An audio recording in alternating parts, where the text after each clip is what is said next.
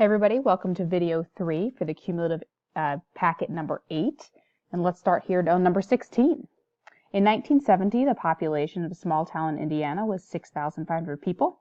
However, in the year 2005, the population boomed to 15,650 people.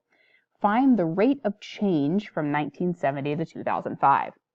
So this topic is from semester 1, but I think is important for your future geometry and algebra 2 careers to keep bringing it up. Remember that rate of change, another name for that, is really the slope. So this question is really asking you to find the slope, which is y2 minus y1 over x2 minus x1. It is not asking for the equation of a line, just for the rate. And so in order to find the slope, we need 2 points. And so to do so, let's think about what we know. In 1970, the population was 6,500. So we could write that as a coordinate. In the starting year, 1970, the population was 6,500 people. But then in 2005, the population was 15,650 people. So if I wanted to find my slope, remembering that this is x1, y1, x2, y2, that would be 15,650 minus 6,500 over 2005 minus 1970. If I subtract the numerators, 15,650 minus 6,500 is 9,150, and I would divide that by the difference of 2005 and 1970, which is 35. If I take 9,150 and divide that by 35, I would get 261.428 and so on and so on. But if we think about what this actually means with a slope, is that we're talking about people. So let's not keep the decimal. Let's say that the answer is 261 people per year.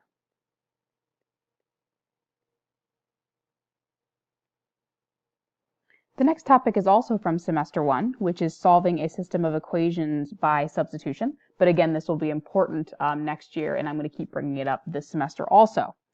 So substitution means to replace. So what you want to look for is an equation that already has a letter alone.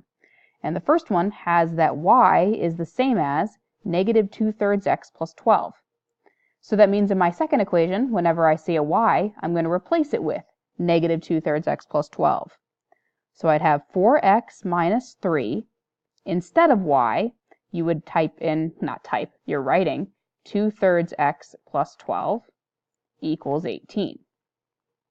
So now there's no longer any y's in the problem. We have it all completely in terms of x so that we can solve for x first. So what I want to do next is distribute the negative 3. So the 4x stays. If I multiply negative 3 times negative 2/3, the 3's cross out, and I'm left with a negative times a negative, so a positive 2x, and then negative 3 times positive 12 is a negative 36 equals 18. If I combine like terms, I would get 6x minus 36 equals 18.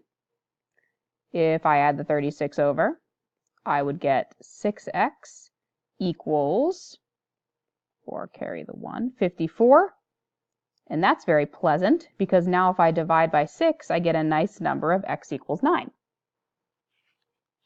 But I'm not done, because I need to find the y value. So if I would like to find the other variable, I'm going to plug that into the first equation, y equals negative 2/3 x plus 12. You absolutely could plug it into the second one too if you'd like to. It's completely your choice. Y equals negative 2/3 times 9 plus 12. If you think of this as really 9 over 1, the 3, if you cross cancel, the 3, actually you don't have to cross cancel. You can multiply straight across and get negative 18 over 3 plus 12. Negative 18 divided by 3 is negative 6 plus 12, so my y value is positive 6, which means my answer as a coordinate would be 9, 6.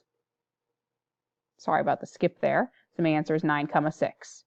And also remember, for test purposes, if you want to make sure that 9, 6 is right, plug 9 in for x, 6 in for y, and see if this is true.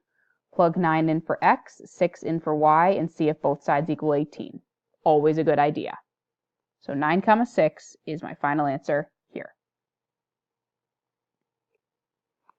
The next problem is also a systems problem, but I thought I'd bring back word problems for extra practice. You're buying food for a cookout. You need to buy 8 packages. A package of hot dogs costs $1.60 each, and a package of hamburgers costs $5 each. If you spend a total of $23, how many packages of each will you buy? So this is what we're looking for. And so I'm going to say that X is the number of packages of hot dogs. So that's the first thing we're looking for. And I'm going to call Y the number of packages of hamburgers.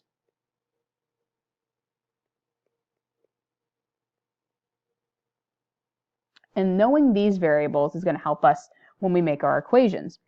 Now notice here that I did say system. We need a system just like the previous problem. We need 2 equations because we are solving for both X and Y. And so what we need to look for is units, units, units. One thing we're talking about in this problem is money, and the other main thing we're talking about is the number of packages. So if we're focusing on the money first, the hot dogs cost $1.60 each. So one equation would be $1.60 times the number of packs of hot dogs plus $5 for hamburgers, and hamburgers is Y in this problem. And we want to do money plus money equals more money. And so we're spending a total of $23, so that would be my first equation. My second equation has to do with the total number of packages.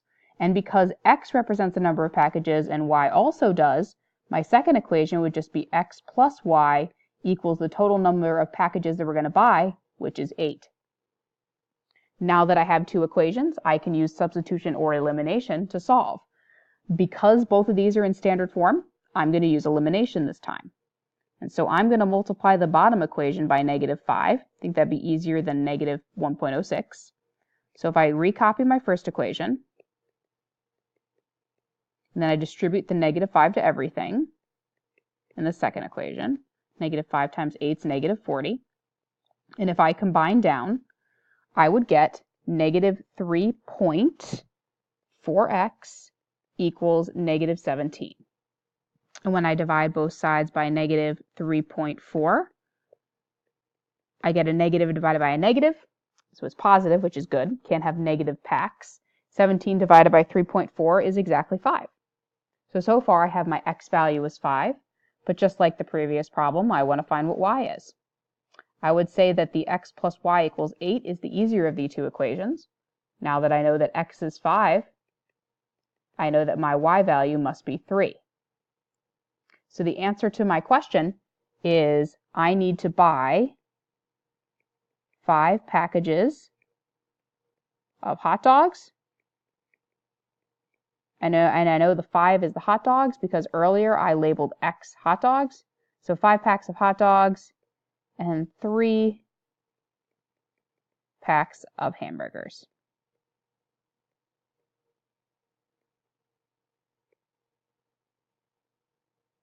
Just to make that a little neater, that should be a 3.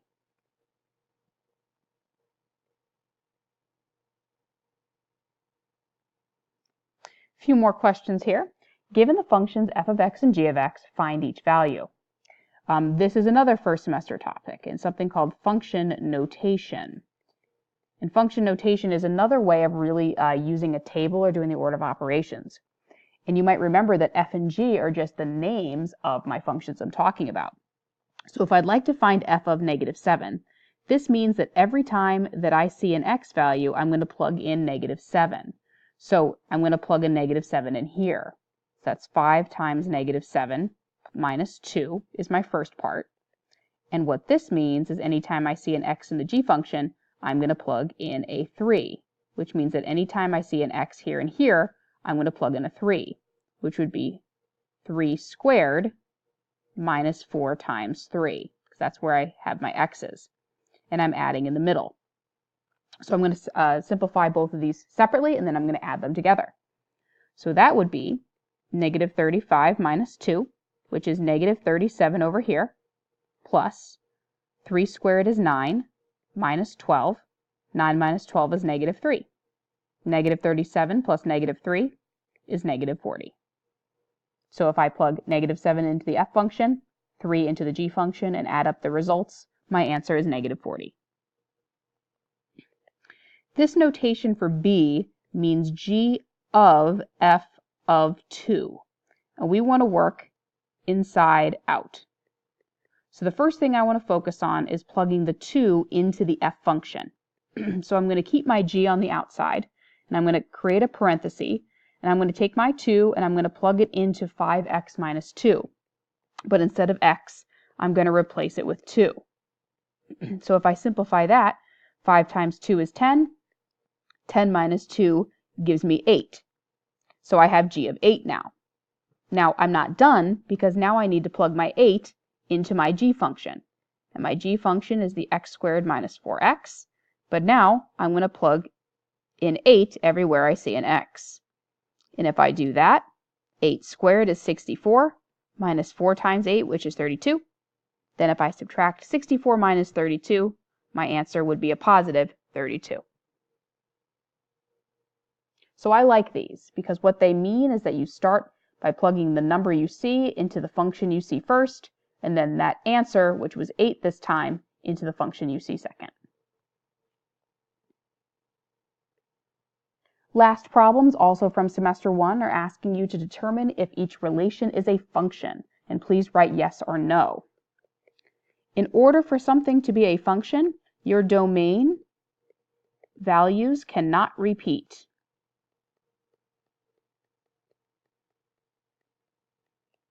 So what we did for a graph first semester was we did something called the vertical line test. And was there ever a time that any of these vertical lines hit the graphs more than one time? Well, this one hit it once here, this one hit it once, and hit it once. Is there ever a time that any x value repeats all the way across? No. So because it passes the vertical line test, yes, this is a function. However, part B, I noticed that the definition of a function is the domain values cannot repeat. I noticed that when I plug in 4 the first time, my output value was -1, but then when I plug in 4 the second time, my output value was 8. This isn't possible. When I plug a 4 into an equation, I should get the same value out each time. So I'm going to say that no, this is not a function because x equals 4 repeats. In a very similar way, this is again called a mapping. I notice that this x value of 4 goes to both 2 and 5. And this isn't possible because if I wrote these as points, here's what this mapping is going to say. 4 goes to 2, then 4 goes to 5, 6 goes to -1, and 7 goes to 3. Because my domain values repeat, I know this is not a function. So this is a no again, and I'm going to say because x equals 4 repeats in the domain.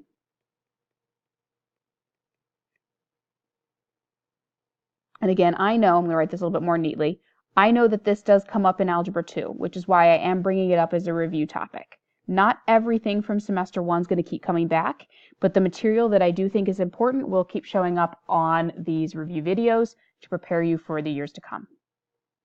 All right, guys, thank you for your attention. I hope these videos were helpful. Please feel free to come in for questions. And yeah, all right, thanks, guys.